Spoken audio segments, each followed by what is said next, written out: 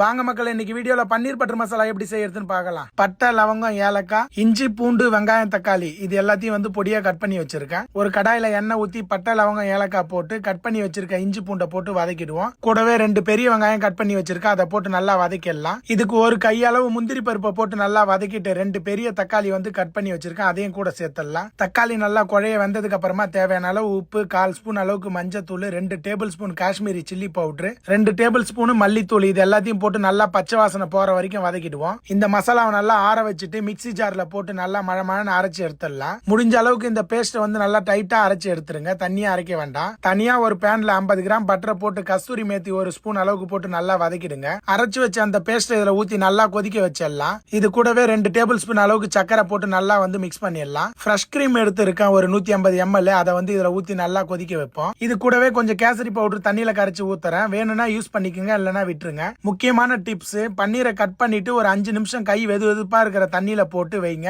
அதுக்கப்புறம் எடுத்து கிரேவில போட்டு 5 நிமிஷம் கொதிக்க விடுங்க. அதுக்கு மேல கொதிக்க விட்டீங்கன்னா ஹார்ட் ஆயிடும். இன்னும் ஒரு 50 கிராம் பட்டரை போட்டு பன்னீரை போட்டு நல்லா மிக்ஸ் பண்ணிடுங்க.